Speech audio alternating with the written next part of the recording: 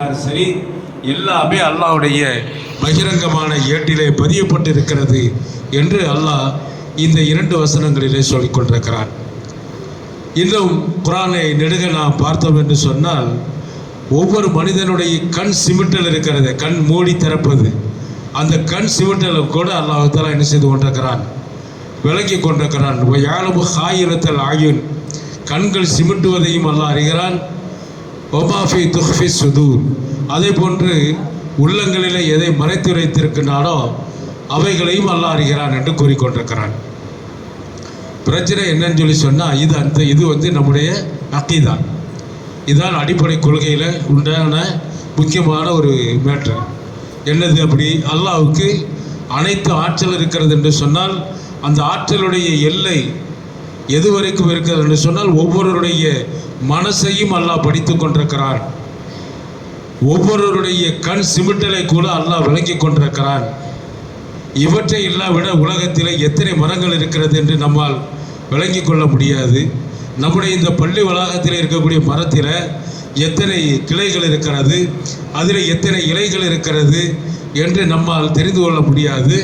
ஆனால் அந்த இலைகள் விழும் பொழுது அது விழக்கூடியதையும் அல்லாஹ் என்ன செய்து கொண்டிருக்கிறான், விளங்கி கொண்டிருக்கிறான், அறிந்து கொண்டிருக்கிறான் என்று அல்லாஹ்வுடைய தன்னுடைய ஆற்றலை அதிகப்படுத்தி கூறிக்கொண்டிருக்கிறான். இதெல்லாம் நம்ம நம்பி இருக்கிறோம்ப்பா. கொஞ்சம் மனசை தொட்டு பார்த்து நம்மெல்லாம் யோசிக்க வேண்டும். நாம் எல்லாருமே அல்லாஹ்வை நம்பியவர்கள், அல்லாஹ்வை ஈமான் கொண்டவர்கள்.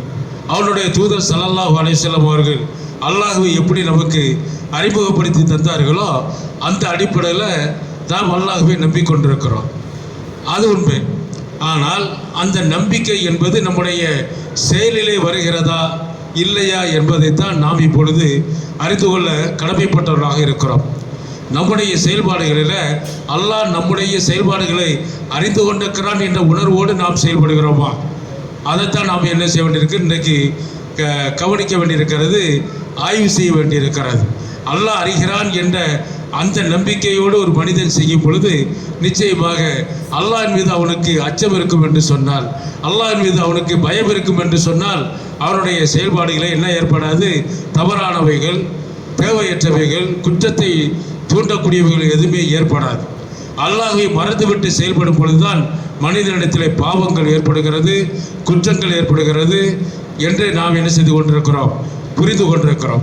ஆனால் நம்முடைய இன்றைய நிலையை பொறுத்தமட்டில் இவைகளை அல்லாஹ் அறிகிறான் என்ற ஒரு நம்பிக்கையே, என்ற ஒரு எண்ணமே நாம் என்ன செய்கிறோம், இல்லாமலேயே வாழ்ந்து கொண்டிருக்கிறோம். அன்புக்குரிய அல்லாஹ்வுடையார்களே, சஹாபியா பெண்மணிகளை பற்றி நேற்று ஒரு தாயை பற்றி அறிந்தோம். இன்றைக்கு ஹாமிதியா என்று சொல்லப்படக்கூடிய ஒரு குலத்தைச் சேர்ந்த ஒரு பெண்மணியை பற்றி நாம் அறிந்து கொள்ள வேண்டியிருக்கிறார். அவர்களுடைய சம்பவத்தை நாம் இங்கே கூறினோம் என்றால், அதை நாம் விளங்கி கொண்டோம் என்றால், நான் இவ்வளவு நேரமாக கொடுத்த முன்னுரையை நீங்கள் புரிந்து கொள்ள முடியும். அல்லாஹ் அறிகிறான், அல்லாஹ் எல்லாவற்றையும் அறிகிறான் என்பதற்கு ஒரு முன்னுதாரணமாக அந்த அம்மையார் திகழ்ந்தார்கள் என்பதை நாம் வரலாற்று ரீதியாக பார்க்கிறோம். எப்படி பாருங்க, ஸல்லல்லாஹு அலைஹி வஸல்லம் அவர்கள் மக்காவிலிருந்து மதீனாவிற்கு வந்தார்கள். வந்து சில ஆண்டுகளுக்கு பிறகு, ஏறத்தாழ 3 ஆண்டுகளுக்கு பிறகு விபச்சாரம் செய்வது தடையாக மாறியது. அதுவரைக்கும் விபச்சாரம் செய்வது என்பது தடை செய்யப்படவில்லை. 3 ஆண்டுகளுக்கு பிறகுதான் அந்த தடை ஏற்படுகிறது. தடை ஏற்பட்ட செய்தி தெரியுமோ தெரியாதோ, 2 பேர், ஒரு ஆணும் பெண்ணும் இந்த செயலிலே ஈடுபட்டு விட்டார்கள். ஈடுபட்ட பிறகுதான் அவர்களுக்கு தெரிய வருகிறது, என்னன்னு சொல்லி சொன்னால், விபச்சாரம் தடை செய்யப்பட்டிருக்கிறது, அது குற்றத்திற்குரிய தண்டனைக்குரிய ஒரு பாவமாக இருக்கிறது என்று தெரிய வருகிறது. அதில் ஆணுடைய பெயர் என்ன என்பதை பார்த்தால், மாயிஸ் இப்னு மாலிக்குல் அஸ்லமி என்ற ஒரு நபித்தோழர். பேர் என்னங்க? மாயிஸ் இப்னு மாலிக், மாயிஸ் என்றே புரிந்து கொள்வோம். அவர்கள் நபித்தோழராக இருக்கிறார்கள். சரி, அதே போன்று அந்த பெண் யாரு அப்படின்னு சொல்லி சொன்னால், அந்த பெண்ணுடைய தனி பெயர் என்ன என்பது நமக்கு வரலாற்றில் சுட்டி காட்டப்படாவிட்டாலும் அவர் எந்த குடும்பத்தைச் சேர்ந்தவர் என்ற அடிப்படையில் ஹாமிதியா என்று சொல்லப்படக்கூடிய குடும்பத்தைச் சேர்ந்தவராக ஹதீஸ்களில் அறியப்படுகிறார்கள். அன்புக்குரியவர்களை, இந்த இரண்டு பேருடைய நிலையை நாம் இப்பொழுது ஹதீஸ்கள் வாயிலாக புரிகிறோம். நாம் என்ன தெரிந்து கொள்ள வேண்டியிருக்கிறது என்று சொன்னால், இந்த இரண்டு பேருமே தவறு இழைத்து விட்டார்கள். தவறிழைத்த இவர்கள் ஒருவர் முதலாவதாக மாயிஸ் அவர்கள் அல்லாஹ்வுடைய தூதரிடத்திலே வருகிறார்கள். வந்து, அல்லாஹ்வுடைய தூதரே, நான் இந்த மாதிரி தவறு செய்து விட்டேன் என்று ஸல்லல்லாஹு அலைஹி வஸல்லம் அவர்களிடத்தில் இந்த தோழர் வந்து கூறுகிறார். ரசூலுல்லாஹி ஸல்லல்லாஹு அலைஹி வஸல்லம் அவர்கள் என்ன சொல்கிறாங்க அப்படின்னு சொல்லி சொன்னால், இஸ்லாமிய தண்டனை சட்டங்களுடைய அடிப்படையை நீங்கள் புரிந்து கொள்ள வேண்டும். பகிரங்கமாக ஒருவன் தவறு செய்தான் என்று சொன்னால் அந்த தவறு கோர்ட்டுக்கு இஸ்லாமிய சட்ட நடவடிக்கைக்கு உட்படுத்தப்படும் என்று சொன்னால், கோர்ட்டுக்கு வந்தாச்சுன்னு சொல்லி சொன்னால் சாட்சிகள் வேண்டும் என்பது இப்போ எல்லா இடத்துலையும் எல்லாத்துக்குமே சாட்சி இருப்பதை போல இஸ்லாமிய தண்டனை சட்டமும் என்ன சொல்கின்றது, சாட்சிகள் வேண்டும் என்று சொல்லிக் கொண்டிருக்கிறது. சாட்சிகள் கிடைக்கவில்லை என்று சொன்னால், எனக்கு ஒரு நபர் தவறு செய்கிறார் என்று நன்றாக தெரிந்தாலும் கூட நான் அதை சாட்சி சொல்வதற்குண்டான வாய்ப்பு எனக்கு இல்லை என்றால், அதற்கு ஆதாரபூர்வமாக நிரூபிக்க முடியாவிட்டால் அந்த நபரை நாம் என்ன செய்ய முடியாது, குற்ற தண்டனைக்கு உட்படுத்த முடியாது. இதுதான் இஸ்லாமிய சட்டமாக இருக்கிறது. தௌபா செய்வது கொள்வதற்கு மார்க்கம் நமக்கு அதிகமாக வலியுறுத்தி கொண்டிருக்கிறது. மனிதர்கள் அனைவருமே தவறு செய்யக்கூடியவர்கள். அல்லாஹ்வுடைய தூதர் ஸல்லல்லாஹு அலைஹி வஸல்லம் அவர்கள் சொல்கிறார். அந்த தவறு செய்யக்கூடியவர்களை யார் வந்து சிறப்பானவர்கள் தெரியுமா? மனித பண்பே தவறு செய்யக்கூடிய ஒரு பண்பு தான். நபி ஆதம் அலைஹிஸ்ஸலாத்து வஸ்ஸலாம் அவர்கள் ஆரம்பித்த அந்த பிரச்சனை இன்றைய வரைக்கும் ஓடிக்கிட்டு இருக்குது. இதற்கு பிறகு அது நடக்கத்தான் செய்யும். ரசூலுல்லாஹி ஸல்லல்லாஹு அலைஹி வஸல்லம் அவர்கள் சொல்கிறாங்க, மனிதர்கள் தவறு செய்யக்கூடியவர்கள்.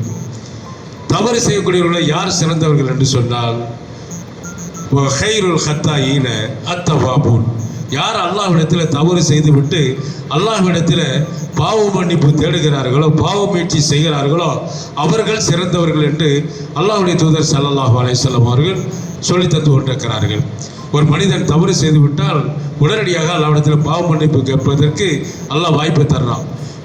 நான் தவறு செய்து விட்டேன் என்று பகிரங்கப்படுத்துவதற்கு அவனுக்கு என்ன கிடையாது, அனுமதி கிடையாது. அது அல்லாஹ்விடத்தில் ஒப்படைப்பதற்கு அல்லாஹ்வினால் தூண்டப்படுகிறது, ஸல்லல்லாஹு அலைஹி வஸல்லம் அவர்களால் தூண்டப்படுகிறது. அப்போ தவறு செய்து விட்டால் பாவ மன்னிப்பு தேட வேண்டும். இமாம்கள் இதற்கு விளக்கம் சொல்லும் பொழுது, மார்க்க அறிஞர்கள் இதை விரிவாக விளக்கம் சொல்லக்கூடிய சமயத்தில் என்ன சொல்கிறாங்கன்னா, ஒரு மனுஷன் ஒரு நாளைக்கு 1000 தப்பு செய்கிறான்னு வச்சுக்கிட்டு, உதாரணத்துக்கு ஒரு 1000ங்கிறேன், உதாரணத்துக்கு தான் 1000 தப்புக்கு டைம் கிடைக்குமா? அதெல்லாம் கிடைக்காது. தவறுன்னு சொல்லி சொன்னால், பொய் சொல்கிறது ஒரு தவறு தான், விளங்குதா?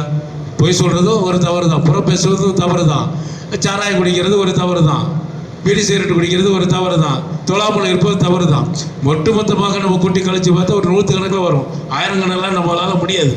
ஆனால் இமாம்கள் சொல்கிறாங்க, 1000 தடவை ஒரு மனிதன் தவறு செய்தாலும் கூட அதற்கு பிறகு அவன் என்ன செய்கிறான், அல்லாஹ்விடத்தில் பாவ மன்னிப்பு தேடினால் அவன் சிறந்தவன் என்று சொல்கிறான். எவ்வளவுக்கு அல்லாஹ் தன்னுடைய அடியார்களை பாதுகாப்பதற்கு குற்றம் செய்து விட்டாலும் கூட அவன் தன்னை திருத்திக் கொள்ள வேண்டும் என்ற வாய்ப்பை அல்லாஹ் உருவாக்குறாங்கிறத இங்கே புரிஞ்சு கொள்ளணும். நான் முன்னுரையாக சொல்லிக் கொண்டிருக்கிறேன், பின்னால் சம்பவம் வருது. அப்போ அந்த அளவுக்கு தவறு செய்வதற்கு உண்டான வாய்ப்பு மனிதன் பெற்றிருக்கிறான். ஆனால் தவறிலேயே மூழ்கிவிடக்கூடாது, அவன் தௌபா செய்ய வேண்டும், பாவ மன்னிப்பு தேட வேண்டும் என்று நமக்கு மார்க்கம் அறிவுறுத்தி கொண்டிருக்கிறார்.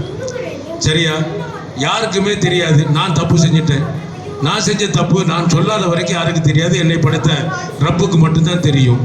இந்த நிலையில் நான் ஒரு தண்டனைக்குரிய தப்பு செஞ்சிட்டேன்னா, நான் சாராயம் குடிச்சிட்டேன்னா, அல்லது திருடிட்டேன்னா, அல்லது கொள்ளையடிச்சிட்டேன்னா, அல்லது விபச்சாரம் செய்துட்டேன்னு சொல்லி சொன்னால் நான் செய்தது யாருக்குமே தெரியாது. அந்த சமயத்தில் நான் அதை வெளிப்படுத்திக் கொள்ள வேண்டுமா? அப்பவும் வெளிப்படுத்திக் கொள்ள வேண்டிய அவசியம் இல்லை. அல்லாஹ்விடத்தில் பாவ மன்னிப்பு தேடணும் என்பதுதான் நமக்கு அல்லாஹ்வுடைய மார்க்கம் நமக்கு சொல்லி தந்து கொண்டிருக்கிறது. நல்லா புரியுதா? இதையும் தாண்டி ஒரு மனிதன் அல்லாஹ் நம்மை கவனித்துக் கொண்டிருக்கிறானே, அல்லாஹ் நம்மை பார்த்து கொண்டிருக்கிறானே, நாம் தவறு செய்து விட்டோமே, இந்த தவறுக்கு தண்டனை அல்லாஹ்வினால் இப்படி தரப்படுகிறது என்று மார்க்கம் சொல்லி கொண்டிருக்கிறது, அந்த தவறுக்குரிய தண்டனை அடைந்து கொள்ள வேண்டும் என்று முடிவு செய்துவிட்டு அந்த ஊருடைய ஆட்சியாளரிடத்தில், நீதிமான்களிடத்தில் சென்று தன்னை இப்படிப்பட்ட ஒரு தவறு செய்து விட்டேன் என்று சொல்வது இருக்கிறது, அது ஈமானில் எக்ஸ்ட்ரீமாக இருக்கக்கூடிய பலமான ஈமானுடைய உச்சகட்டமான ஈமானுடைய ஒரு தன்மை.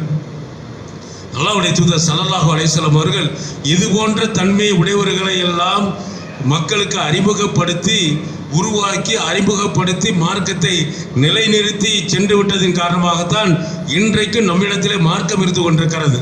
அதை புரிந்து கொள்ள வேண்டும். ஸல்லல்லாஹு அலைஹி வஸல்லம் காலத்திலே தன்னுடைய தோழர்களை இந்த அடிப்படையில் அவர்கள் உருவாக்கவில்லை என்று சொன்னால் நன்றாக புரிந்து கொள்ள வேண்டும். இன்றைக்கு மார்க்கம் நம்மிடத்தில் வந்திருக்காது.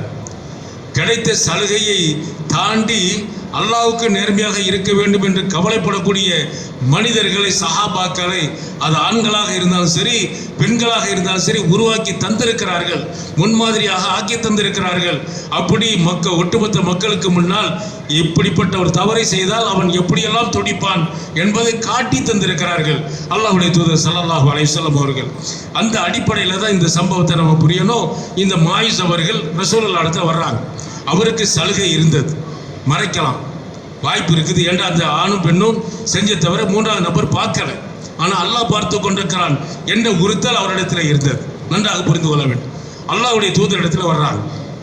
வந்த விட்டு சொல்கிறாங்க, அல்லாஹ்வுடைய தூதர் ஸல்லல்லாஹு அல்லாஹ்வுடைய தூதரை, நான் இந்த மாதிரி தவறு செய்து விட்டேன் என்று.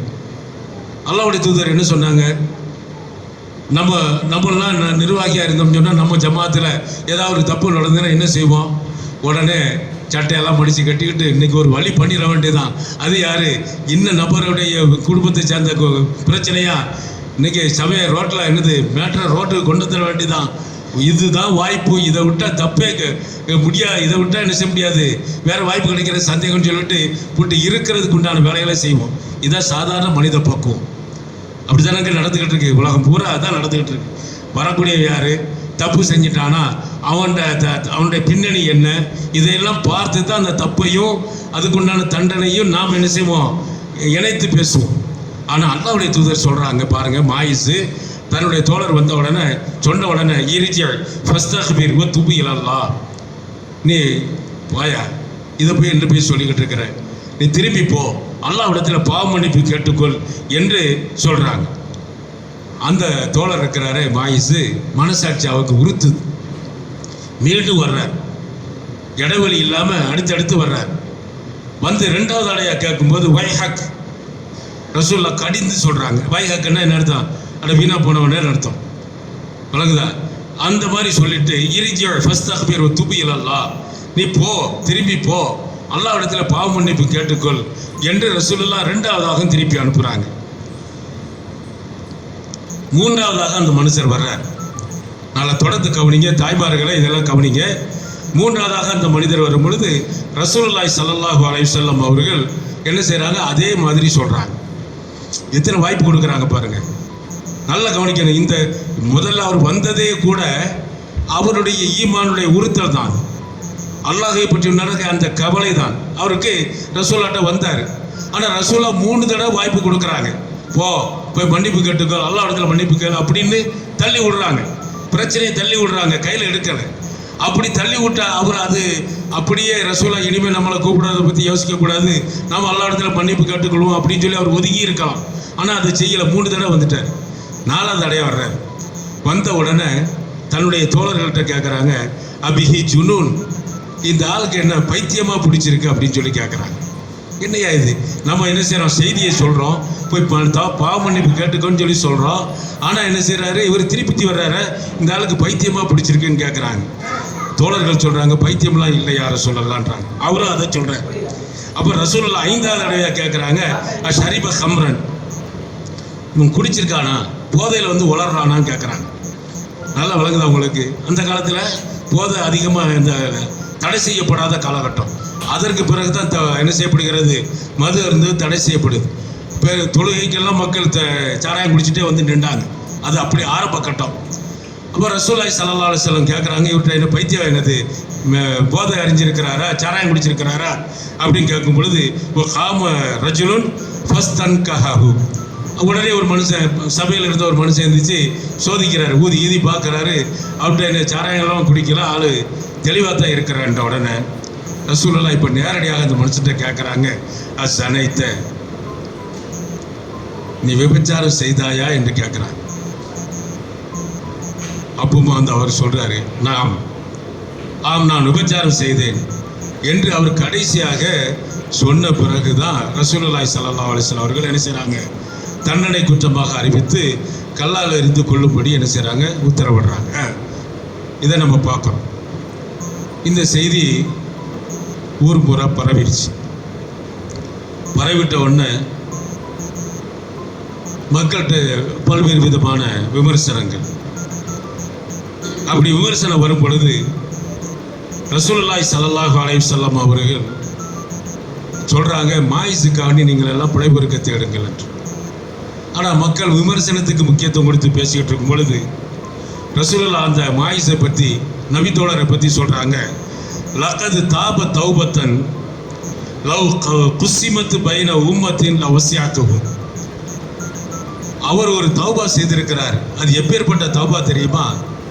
இந்த சமுதாயத்து மக்கள் அனைவருடைய தவறுகளுக்கும் அவருடைய தௌபாவை பிராயச்சித்தமாக ஆக்கினால் அதையும் தாண்டி அவருடைய தௌபா மீதமாக இருந்து கொண்டிருக்கும் என்று ரசூலுல்லாஹி ஸல்லல்லாஹு அலைஹி சொன்னாங்க. புரியுதா உங்களுக்கு? போகிறோம், யாருக்குமே தெரியாத ஒரு மேட்ரு, இதை ஒப்புக்கொள்கிறோம், இந்த தப்பை ஒப்புக்கொள்கிறோம், உயிர் போகத்தான் போகுது, கொல்லத்தான் போகிறாங்க அப்படின்னு தெரிஞ்சுக்கிட்டு அவர் செய்த அந்த சாதாரண செய்திகள் இருக்குது, அது சாதாரணமானதல்ல என்று சொல்லிட்டு எல்லாரும் செய்யக்கூடிய தப்புக்கு பிராயச்சித்தமாக இவருடைய தௌபாவிலிருந்தே பங்கு போட்டு கொடுத்தாலும் கூட எல்லாருடைய பாவங்கள் மன்னிக்கப்பட்டு போய் அவருடைய தௌபா மிச்சம் இருக்கும் என்று ரசூலுல்லாஹி ஸல்லல்லாஹு அலைஹி வஸல்லம் சொல்கிறாங்க. எந்த அளவுக்கு வலிமையான ஒரு ஈமானுடைய வெளிப்பாடு நம்ம புரிஞ்சு கொள்ளணும். அல்லாஹ் அறிகிறான் என்பதை அப்படியே நிரூபித்து காட்டினாங்க. இந்த சம்பவம் அப்படி இருக்கட்டும். கொஞ்ச நாள்ல இந்த சம்பவம் கேள்விப்பட்டு ஒரு பெண்மணி ரசூலுல்லாஹி ஸல்லல்லாஹு அலைஹி வஸல்லம் அவர்கிட்ட வர்றாங்க. வந்து, அல்லாஹ்வுடைய தூதரே, நான் என்ன செய்து விட்டேன், இந்த மாதிரி தப்பு செய்துட்டேன்.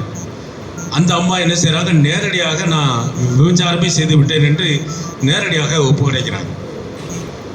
ரசூலுல்லாஹி ஸல்லல்லாஹு அலைஹி வஸல்லம் அவர்கள் அதை பொருட்படுத்தலை. அந்த அம்மாவுடைய செய்தியை காதில் வாங்கலை, புறக்கணிக்கிறாங்க. அவங்க மீண்டும் வர்றாங்க. வந்த உடனே அந்த மாயிஸுக்கு சொன்ன மாதிரியே ரசூலுல்லாஹ் இந்த அம்மாட்டையும் சொல்கிறாங்க, வைஹக் இர்ஜிஇ ஃபஸ்தக்ஃபிரில்லாஹ வ தூபி இலைஹ்.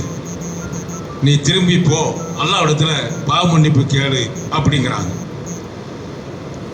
அந்த அம்மா விடலை, கேட்குறாங்க, நீங்கள் மாயிஸை தள்ளி விட்ட மாதிரி என்னை தள்ளி விடுறேன்னு நினைக்கிறீங்களா? மாயிஸுக்கு என்ன நடந்ததுன்னு சொல்லி எனக்கு நன்றாக தெரியும். தெரிந்த நிலையிலே தான் நான் என்ன செய்கிறேன், உங்கள்கிட்ட என்னுடைய குற்றத்தை ஒப்புக்கொண்டு அல்லாஹ்விடத்துல பிராயச்சித்தம் தேட வேண்டும் என்பதற்காண்டி உங்கள்கிட்ட மேட்ரை சொல்கிறேன் அப்படின்னு அந்த அம்மா சொல்கிறாங்க. இதை நீங்கள் கொஞ்சம் சிந்திச்சு பாருங்கள். மாயிஸுங்கிற தோழரை கல்லால் இருந்து கொல்லப்பட்டிருக்கிறது. நமக்கும் அதே தண்டனை தான் கிடைக்க போகிறது என்பது நன்றாக தெரிந்த நிலையில் மாயிஸை தவிர்க்க சொன்னதை போன்று என்னை தவிர்க்க சொல்லியிருக்கிறீர்களா? நான் தப்பு செய்தே விட்டேன் என்று ரசூலுல்லாஹ் இடத்துல வந்து அந்த அம்மா ஒப்படைக்கிறாங்க. ஈமானுடைய வலுவுக்கு ஒரு உதாரணமாக, வலிமையான ஈமானுக்கு, விசுவாசத்திற்கு ஒரு உதாரணமாக இந்த சம்பவத்தை நமக்கு சுட்டி காட்டுறாங்க. அன்புக்குரிய அல்லாஹ் நல்லடியார்களே, அந்த அம்மா விடலை.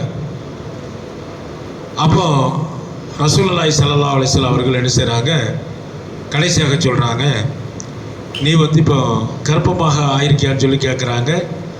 ஆமான்னு சொல்லி அந்த அம்மா சொன்ன உடனே, இது ஹபி ஹத்தா தல்வாயி மாஃபி பத்து நிற்க, நீ போ, நீ என்ன செய்ய, கர்ப்பம் தரிசிருக்கிறல்ல, நீ பேர்காலம், அதாவது பிள்ளையை பெற்றெடுத்த பிறகு திருப்பி வா அப்படின்னு சொல்லி சொல்கிறாங்க. எவ்வளோ நாள் வாய்ப்பு கொடுக்குறாங்க? 9 மாதம். சரியாக சொல்ல போகிறதா 9 மாதம், 10 மாதம்னு வச்சுக்கிடுவோம்.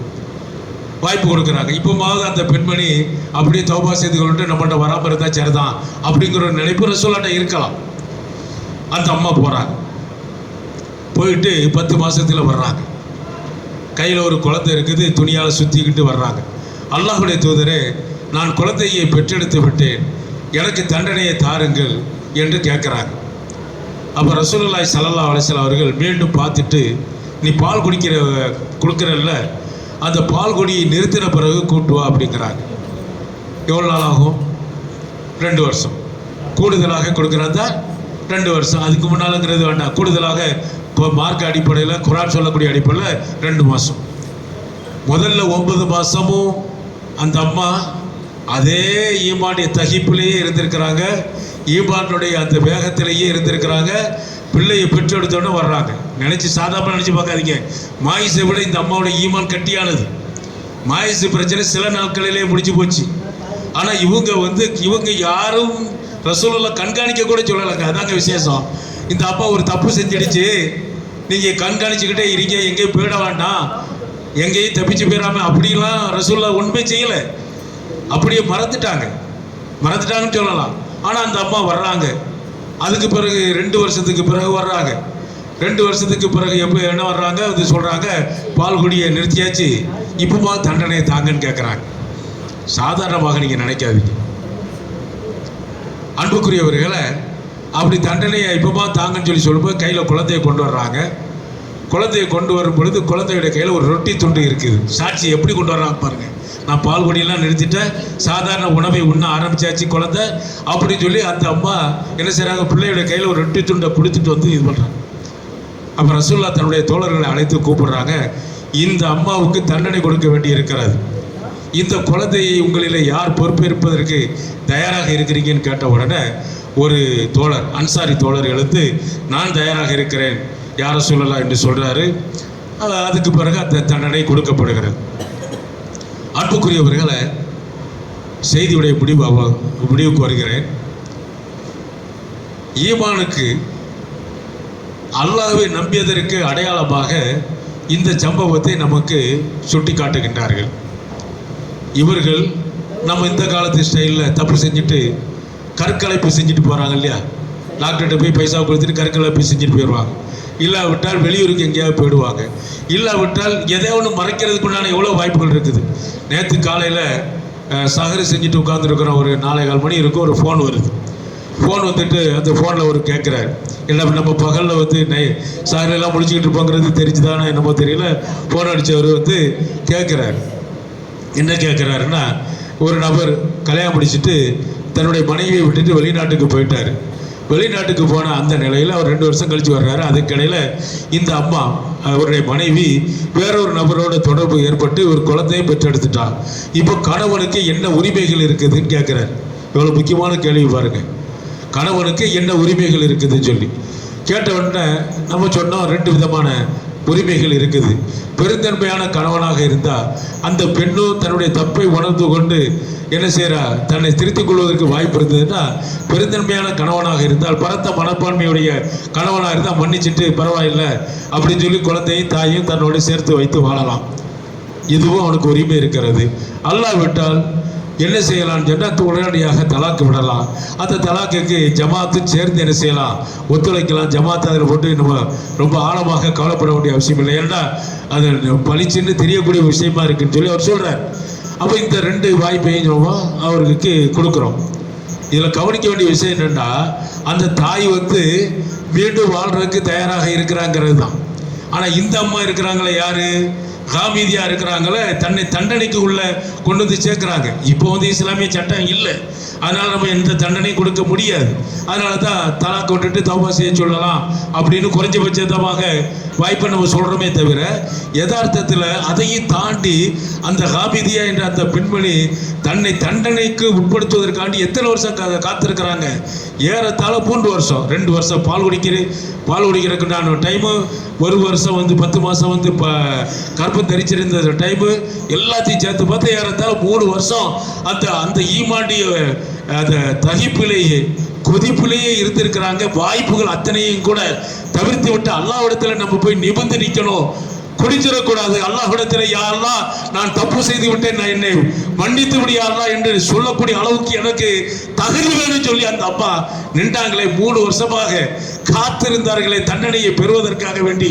அன்புக்குரியவர்களை, இந்த சம்பவத்தை கேட்கக்கூடிய சமயத்தில் எல்லாம் புல்லரிச்சு போகும். ஈமான் என்பது அல்லாஹ்வுக்கும் அடியார்களுக்கும் இருக்க வேண்டிய தொடர்பு என்பது, நெருக்கம் என்பது, அன்பும் பாசமும், அல்லாஹ்வுக்கும் அடியானுக்கு இடையில இருக்க வேண்டிய நேசம் என்பது எப்படி இருக்க வேண்டும். தப்பு செய்து விட்டால் அந்த அல்லாஹ் தன்னை மன்னிக்க வேண்டும்.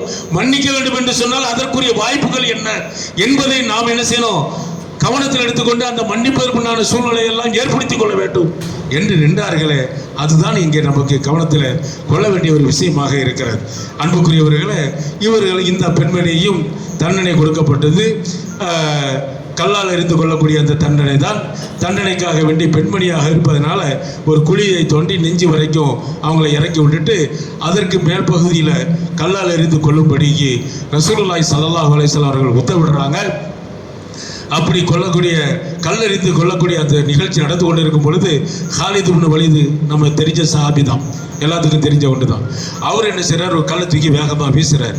அவர் வீசின வேகத்தில் அந்த அம்மாவுடைய நெற்றி பொட்டில் போய் அந்த கல் வேகமாக பட்டு அந்த நெற்றி பொட்டில் உடைச்சி என்ன செய்ய அதுலேருந்து ரத்தம் தெரிக்குது.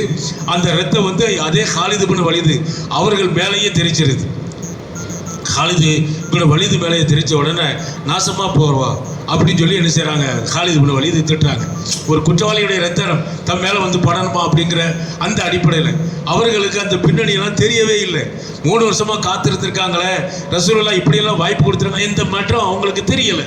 அதனால் என்ன செய்கிறாங்க, அவரை அந்த பெண்மணியை ஒரு குற்றவாளியாக மட்டுமே பார்த்தாங்க. அந்த ரத்தப்பட்ட உடனே மனித இயல்பு ஏற்படும் இல்லையா, உடனடியாக என்ன செய்கிறாங்க, திட்டின உடனே இதை பக்கத்தில் நின்று கேட்டுக்கொண்டிருந்த ரசூலுல்லாஹி ஸல்லல்லாஹு அலைஹி வஸல்லம் அவர்கள், மகளன் யா ஹாலித், பொறுங்க ஹாலிதே, நிதானமாக பேசுங்க. வல்லதி நஃப்ஸி பியதிஹி, என்னுடைய ஆத்மா யார் கையில் இருக்கிறதோ அவன் மீது சத்தியமாக, லகத் தாபத்து தௌபத்தன் லவ் தாபஹா சாஹிபு பக்ஸின் லகுஃபிர லஹு, இந்த அம்மையார் சாதாரணமான ஒரு தவறு தௌபா செய்யவில்லை, மிக கடுமையான ஒரு தௌபா செய்திருக்கிறார்கள். பொது சொத்துக்களை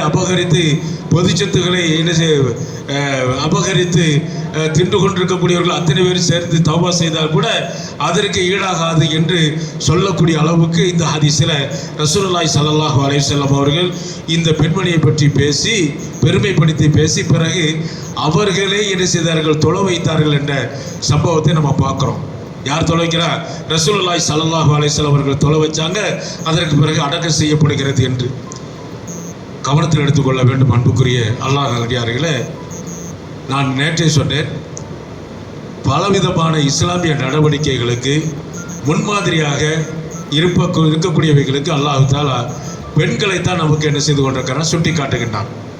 ஆண்களை விட பெண்கள் தான் என்ன செய்திருக்கிறார்கள், இஸ்லாமிய நடவடிக்கைகளை வெளிப்படுத்தக்கூடிய விஷயத்தில் முன்மாதிரியாக இருந்திருக்கிறார்கள் என்று. நேற்று ரசூலுல்லாவுக்கும் ஒரு பெண்மணிக்கும் இடையில நடந்த தர்க்கத்தை பற்றி குர்ஆனிலேயே அல்லாஹ் சொல்லப்படுறான் அப்படின்னு சொல்லி நம்ம பேசணும். அதே போன்று ஒரு தண்டனை குற்றத்தினை வெளிப்படுத்தக்கூடிய விஷயத்தில் சுயமாகவே வந்து தன்னுடைய பாவத்தை தவறை ஒப்புக்கொள்வதற்கு ஆதாரமாகவும் இந்த பெண்மணியைத்தான் நமக்கு சுட்டி காட்டி கொண்டிருக்கிறார்கள். இது ஈமானிய வலிமையின் உச்சகட்டமாக இருக்கிறது. இது போன்று தவறு செய்துவிட்டு நாம் என்ன செய்யணும், தௌபா செய்யணும்னு நம்ம சொல்லலை. சாதாரணமாகவே தௌபா செய்யக்கூடியவர்களாக எந்த நிலையிலும் அல்லாஹ்வுக்கு நமக்கு இடையில இருக்கக்கூடிய நெருக்கத்தை நாசத்தை ஏற்படுத்தாத வண்ணமாக, அல்லாஹ்வுக்கு நமக்கு இருக்கக்கூடிய பாசத்திற்கு எந்த விதமான ஆதிப்பை ஏற்படுத்தாத வண்ணமாக ஆக வேண்டும் என்று சொன்னால் உரிய முறையில் தௌபா செய்து பாவ மன்னிப்பு தேடிக்கொண்டே இருந்தோம் என்று சொன்னால் அல்லாஹ் நம்மை நேசிக்க ஆரம்பித்து விடுவான். நம்முடைய நோக்கங்களை நிறைவேற்றி தருவதற்கு அல்லாஹ் போதுமானவனாக இருந்து கொண்டிருக்கிறான் என்று கூறிக்கொண்டு எனது உரையை நிறைவு செய்கிறேன். வாஹிர் தவானா அனில் ஹம்துலில்லாஹி ரப்பில் ஆலமீன். அஸ்ஸலாமு அலைக்கும் வரஹ்மத்துல்லாஹி வபரகாத்துஹு. சுப்ஹானக்கல்லாஹ். அஸ்ஸலாமு அலைக்கும் வரஹ்மத்துல்லாஹி வபரகாத்துஹு. அன்பு சொந்தங்களே, ஒரு வார காலமாக ஒரு சின்ன குழந்தை நமக்கு தொழுகை நடத்தி கொண்டு இருக்கிறது. இன்ஷா அல்லாஹ் அநேகமாக அந்த குழந்தை நாளை தொழ வைத்து விட்டு போகலாம், அப்படித்தான் நினைக்கின்றேன். அதனால் நாம் அவருக்கு ஜக்காத்து கொடுக்கக்கூடாது. முடிந்தால் ஒரு அன்பளிப்பு ஏதாவது செய்ய வேண்டும் என்று நினைக்கின்றோம். தங்களால் முடிந்ததை இன்ஷா அல்லாஹ் நாளை தினம் கொண்டு வந்து கொடுக்குமாறு கேட்டுக்கொள்கிறோம். அஸ்ஸலாமு அலைக்கும் வரஹ்மத்துல்லாஹி வபரகாத்துஹு. இதுக்கு ஜக்காத்து கொடுத்தால் ஜக்காத்து ஏற்றுக்கொள்ளப்படாது என்பதையும் நினைவு வைத்துக் கொள்ளுங்கள். அல்லாஹ் கிருபை செய்து சதக்கா ஒரு அன்பளிப்பு தான், அந்த குழந்தையை பெருமைப்படுத்த வேண்டும் என்ற ஒரு நோக்கத்திற்காக, வேறொன்றும் இல்லை. அல்லாஹ் கிருபை செய்வார். அஸ்ஸலாமு அலைக்கும் வரஹ்மத்துல்லாஹி வபரகாத்துஹு.